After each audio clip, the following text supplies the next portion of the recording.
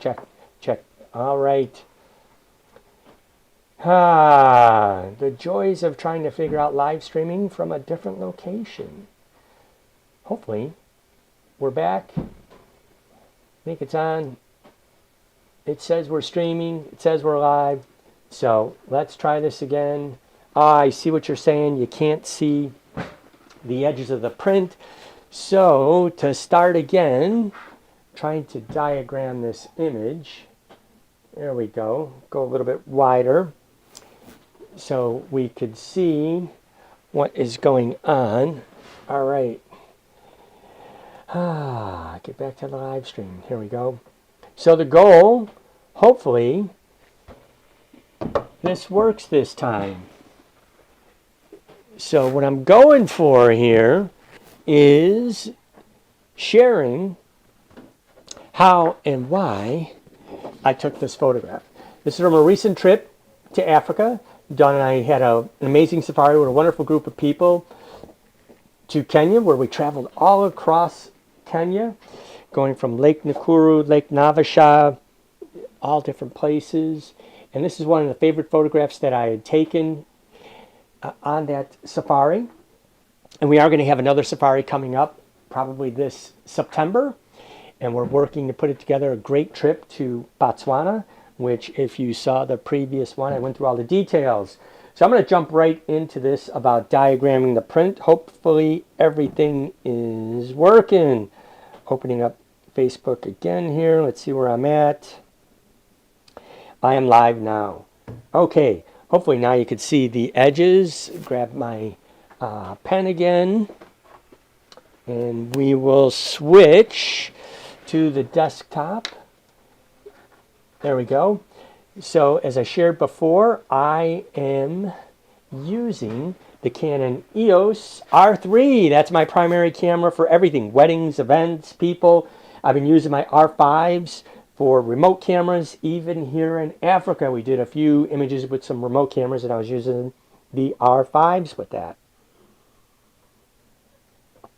So getting right to this photograph. I chose to use the R3 for several reasons. One, it fits my hands, works really well, comfortable in my hands. The ergonomics of the camera is amazing. The autofocus, I feel, is just a skosh better and faster and more responsive than the R5. I have no issues at all with less megapixels. So therefore, the camera works amazingly well. The backlit stacked image sensor performs really well. High ISOs, great prints, no issues at all with it. I just love the camera. I'm using the RF 100 to 500. On my second R3, I had the Canon EF 600mm lens with a 2x extender with the RF to EF control ring adapter. Now, for this photograph, as I was saying before, is you don't want to be afraid of the ISO. For this image, I chose ISO 1600. And the reason I chose ISO 1600 is so I could accomplish the exposure values that I was going for. And what I mean by that is I wanted first a fast shutter speed, right? These cheetahs could do anything. They could jump, they could bolt, they could go after prey. They're going to move quickly. And if there's one bit of advice I could share with you is you want to have a fast shutter speed for sharper photographs. It's not reliant on image stabilization. That's your movement. But to actually get sharper photographs of your subjects, birds in flight, any type of wildlife, I try and stay at 1/1600th of a second or above. Oftentimes with birds in flight, I'm at 3200 to 4000th of a second. And I just found that the images are just crisper. The image sensors today on all cameras are such great at image resolution and resolving that they will show any minor flaw. So in the past, let's say with the original 5D, I would get away with hand holding a 60th of a second. Now, even though we have image stabilization in body and in the lens, I'm minimum 1/25th and higher because any type of movement or shake is going to be resolved and show up in the image. So fast shutter speed. The cheaters are going to be jumping up and down and off the tree, and I wanted to get this behavior. and there was some prey right across the road from us, some impalas, so I wanted to be prepared for that. The lens I was using, the 100 to 500, I was going anywhere between that range from 100, then zooming into 500. I wanted a bit of depth of field between the two brother cheetahs and keep them both in focus. So that's the reason I chose aperture 10. Even though the minimum aperture at 500 millimeters is 7.1, I went a little bit deeper on that to give us just a little bit more depth of field. Plenty of depth of field when we're zoomed out, but when you zoom in on the focal length, that narrows the depth of field in what's in focus. So you have less depth of field at aperture 10 at 500 millimeters than you do at 100 millimeters. Hope that makes sense. And it's also relative to the distance of the subject to the camera. So I like things to be frame to frame to frame consistent. And as I was saying before, when the audio was bad and some technical hiccups I had, is same light, same exposure. And I coined that phrase from fellow Canon Explorer of Light, Charles Chaz Glatzer. So that just really resonates with me. Same light, same exposure. You know, I do use auto ISO, I do use aperture priority, but there's a time and place for all that. But if it's the same light, same exposure, I'm going to lock everything down for consistency. So if I zoom in to 500 millimeters and I get the cheetah here, we have bright light on the cheetah, brightly lit sky.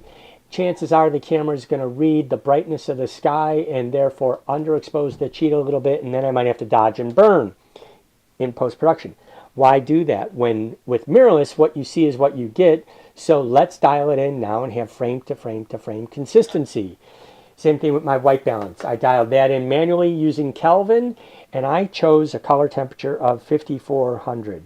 Now we have the sun that's rising, so we have some nice warm light. The grasses are warm, but I wanted to retain that wonderful cool sky because the rains had just moved through, and this is the first light of the day. So there we go. That's the recipe. Now, let's talk again, because I hope the audio is better, about the why. So we came out of the camp and I saw movement in the distance. That movement in the distance happened to be the two cheetahs. So we have great communication with our guide, Obadiah. We had two vehicles with us, and he's communicating with our other guide, our other group of people. Don was in one vehicle, I was in the other. And so we saw that tree. I'm like, Obadiah, drive over by the tree. And, you know, he agreed with me that cheetahs, they love to get an elevated position so that they could survey their surroundings in 360 degrees. Twofold. One, other predators, because everything is going to try and steal a meal from everybody, right? So work smarter, not harder. So if the cheetahs work hard to bring down prey, they got to be fast, and then they got to get out of sight with it, because hyenas, lions, leopards are all going to try and take that easy meal away from them. And cheetahs most likely are not going to fight because they know if they get injured and they can't be fast, they don't get to eat. And if you don't eat, that means that they could perish. So their nature is very smart that way. Wildlife is very, very smart that way. So you could see when these two cheetahs were walking towards me, I was using my 600 millimeter lens with a 2x extender on it, and when they're walking straight at you, you could see their bellies were distended because they had eaten overnight at some point, and they had eaten a lot. They were both very, very full. So when the cheetahs are satiated like that, they're not going to hunt. Even though there were some impalas, you know, about 150 yards across the road from us, across the track, the two-lane track from us. And they saw them, and they kind of pranced and looked at them, and then they just laid down and hung out in this area by the tree trunk because they could get up high and see if anybody was coming. So it was just a beautiful morning. And I did shoot tight. I am very guilty of shooting too tight. I love to get the face and the expression in the eyes, but I have to always be saying to myself in my mind, one, shoot wide. Two, look behind you. Always look around. Have two eyes open. Always turn and look away, right? Don't get so locked in your viewfinder that you can miss what's going on.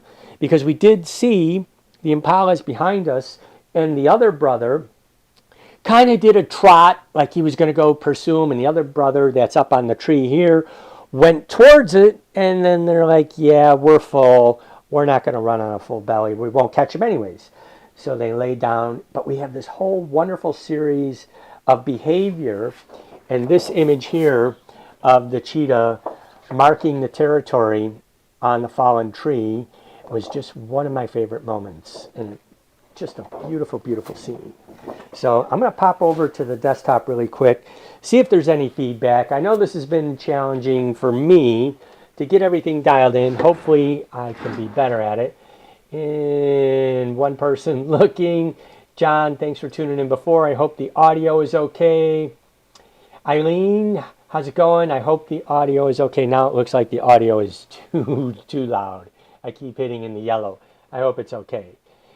One of the other things I wanted to talk to you is I recently started photographing, copying, scanning, so to speak, some negatives, some old negatives from early in my career.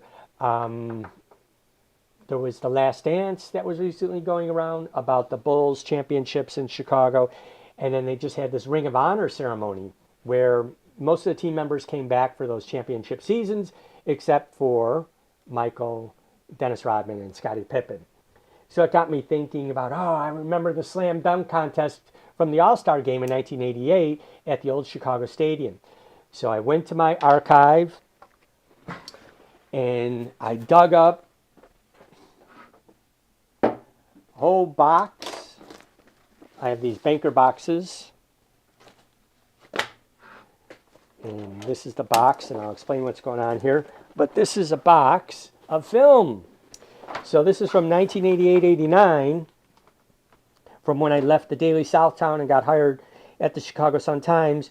And I have all of my favorite images and negatives and assignments from that. And from that was the All-Star Game, 1988. Can't believe it was that long ago. So what I've got here is a copy stand from B&H. It has lights on it, which are great for the prints, not so great. They won't help you when you're trying to copy negatives or slides or positives. This is color slide film. So what I've done is I got the copy stand, used the R5 on it, and I'll put a 100 millimeter macro lens on it, and I could give a demo here if you want to see it. This is just a nice high CRI, light quality, LED, daylight balanced light table. So what I do with this is I put it down to illuminate, backlight the negative or the positive. And then I put the 100 millimeter macro lens on here. Get this set up really quick. And then it's just taking pictures of your negatives. And I'm using the Canon R5 with the 100 millimeter macro so I could get nice and close on the negative or the positive, and then we're good to go. So let me pop over here really quick.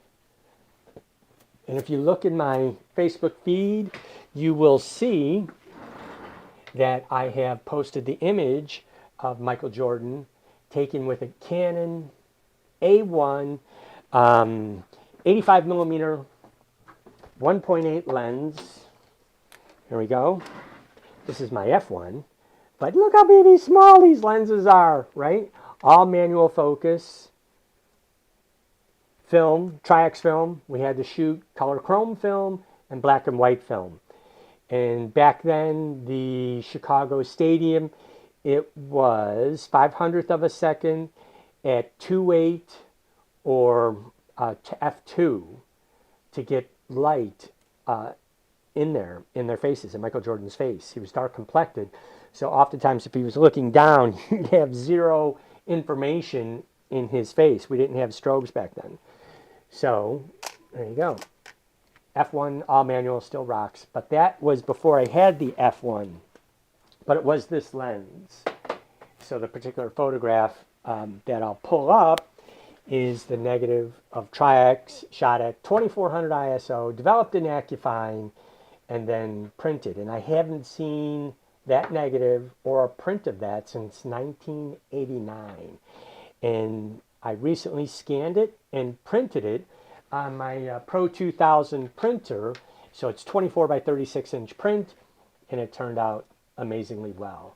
So I find that the quality of copying, photographing your negatives is just as good as using a scanner.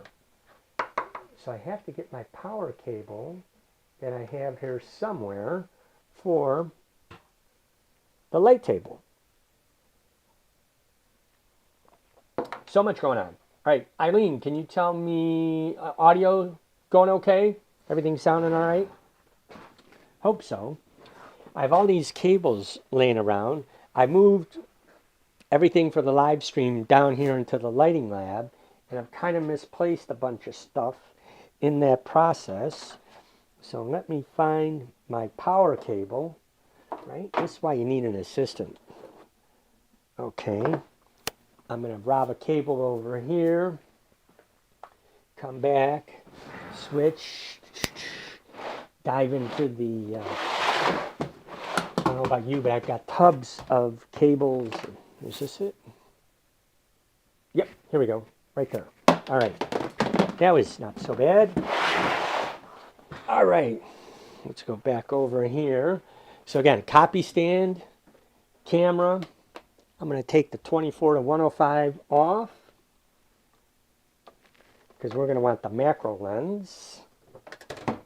And I'm going to leave these lights on, the LED lights on the copy stand.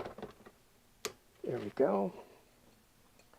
Good deal. The 24 to 105 just doesn't get close enough to cut it to really copy an image. So this is USB powered, and you could find the light table at B&H or Amazon, and just check the CRI to make sure it's daylight, flicker free, and nice and bright. There we go. So the light table is powered up. I'm going to turn the copy stand lights off. There we go. I'll turn my overhead light on. Okay, so we don't need the copy stand lights at all because we need the backlight illumination of the light table. I'm just getting it to the brightest. And I found too, letting it warm up, you get less flicker. Okay. Oh, I shut it off. Good. I found aperture 7.1 works really good. You can get negative carriers for all the different films you may have online at Amazon. Let's pick a different photograph. This is from the All-Star game, so I happen to use some Fujichrome film. I'm just looking. And I've got my loupe, old school magnifying loupe, to pick out a frame. Make sure I find one that's in focus. That's pretty good. Now, digital today is just, in technology and cameras, it's just outstanding.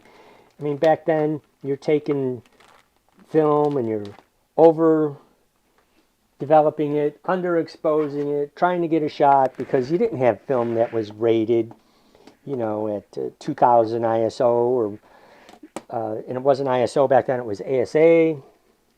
So it was just crazy to take some Fujichrome and then push process it because it was 400 ASA back then, and you'd push process it to 1600. That was the fastest we could push chrome film.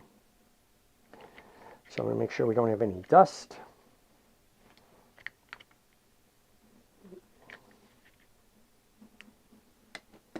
I've just got a new can of air because I've been copying quite a few.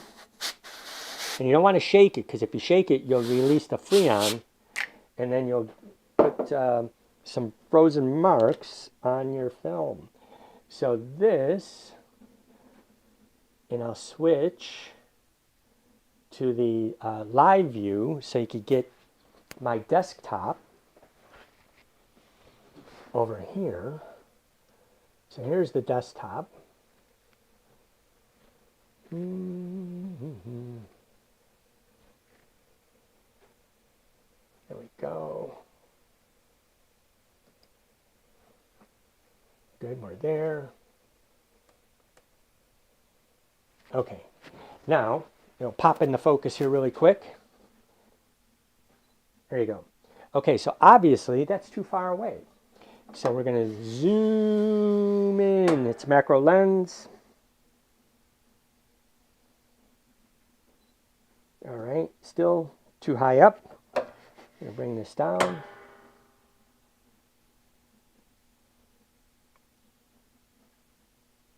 There we go. Now, then I would do this at aperture 7.1.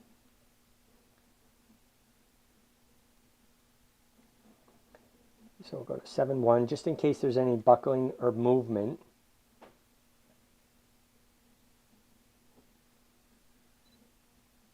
Good. I want to make sure I keep info in the shadow details. You can see the color, the RGB values on the histogram. Yeah, we're going to have a lot of red because the floor was red, and it still is in the United Center. This is at the old Chicago Stadium. So that looks pretty good. The white looks good. Everything looks neutral. What am I cropping out? Keep his foot in. Okay. There we go. And if we want, we could still go in a little closer. Get it right on his face. And there we go.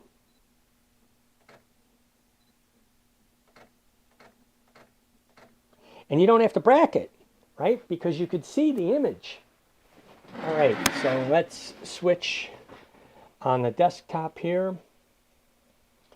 Go to DPP, Canon Digital Photo Professional 4, and we can bring the image up. Here we go. Boom! That's amazing. Excellent, amazing quality. And here you could say, yeah, he's a little dark, he's a little bright. So we can open it up either in post-production, because remember, it's color slide film, it's chrome. There isn't much latitude in color slide film to begin with. So watch what happens if I expose further darker tonalities in there, and which is cool because we can bracket and put the images together in Lightroom. So that's another thing I've done when I got a challenging image. So I could just open this up, 2/3 of a stop.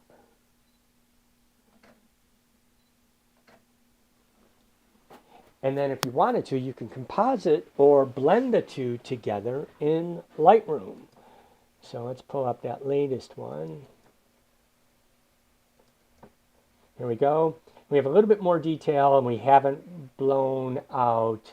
It's getting a little hot here, but you could tell just the lighting was really spotty in the old Chicago Stadium. It was really hot under the basket, and then it fell off rapidly. All right. So let me get back over here and come back up on the camera. All right. Any questions? Audio good? I hope things are better. I think I kind of got this dialed in for future. I want to try and go live more often. Share more about how I got the images, both wildlife and lighting and events, which is crazy.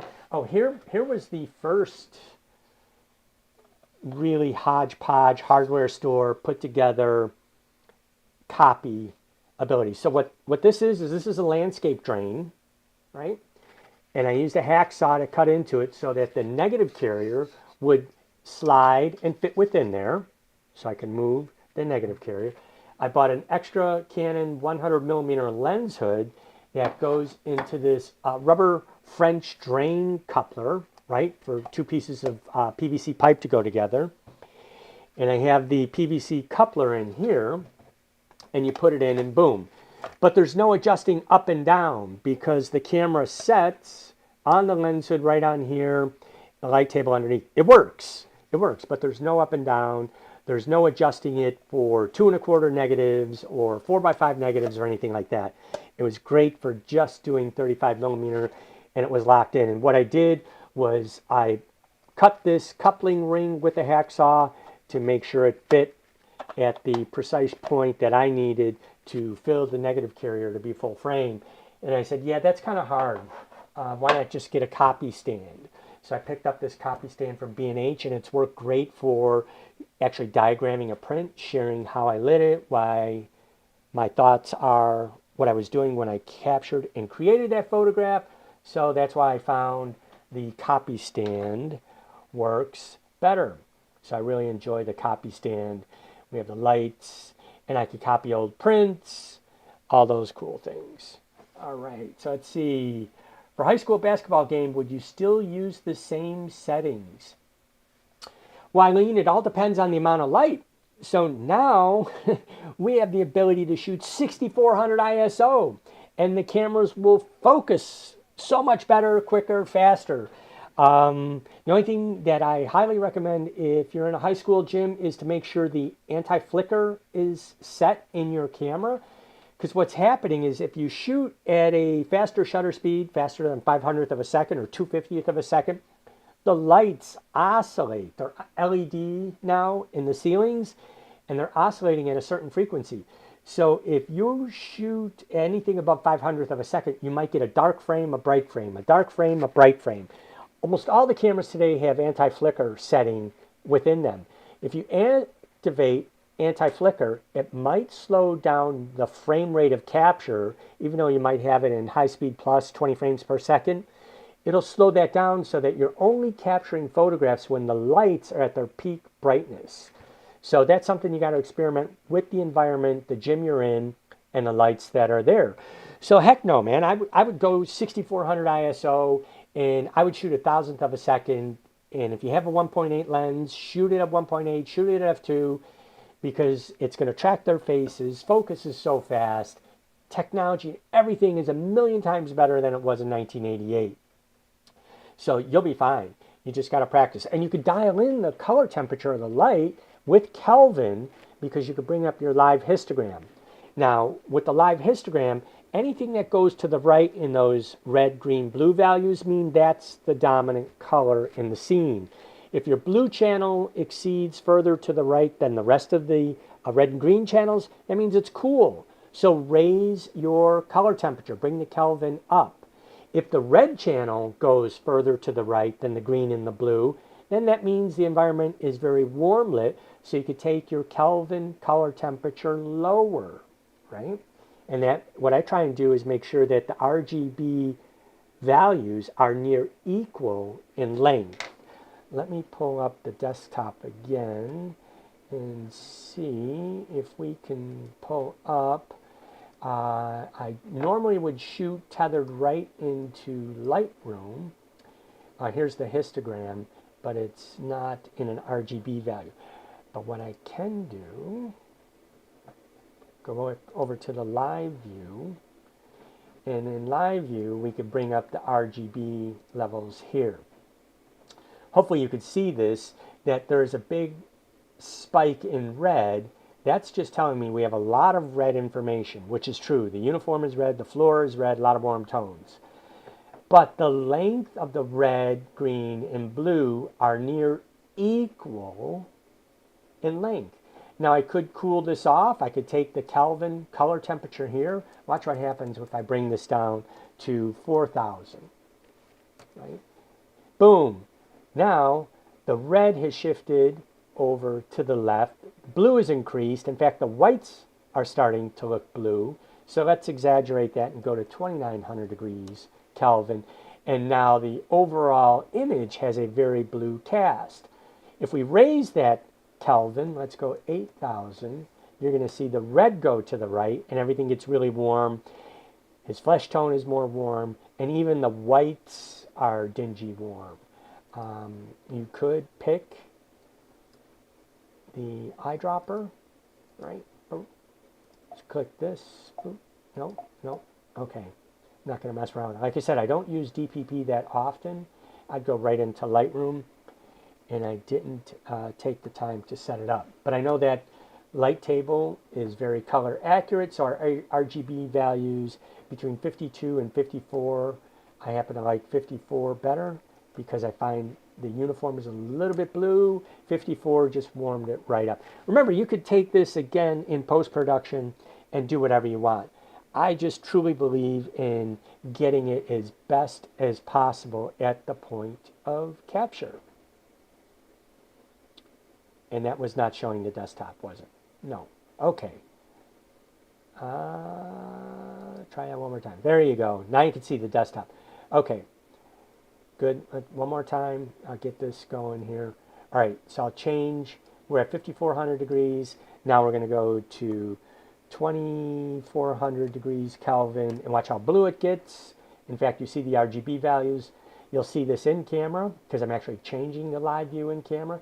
And then as we raise the Kelvin, the color temperatures get warmer, right? Boom. Very warm. So I liked 5,400 degrees. That brought me to the red tones that I like, and the whites that I like, and the flesh tones that I like. So hopefully that was helpful. And we'll get this dialed in so I know where I'm at between which camera, desktop, all that. All right, thanks again for tuning in. If you have any more questions, please. Yep, I changed it, Mark. Thanks for letting me know. When I switch over to the desktop, I can't see the comments. I almost need a second monitor so I could see comments coming in. But this is what we got going on in the lighting lab.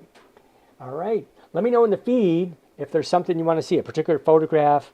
I was planning on next showing how I lit a scene, and then it's 2 for 1. And what I mean by that, it was an event. I used a triangle of light, used on-camera flash. I also used a remote camera backstage to get a different point of view simultaneously as my primary camera.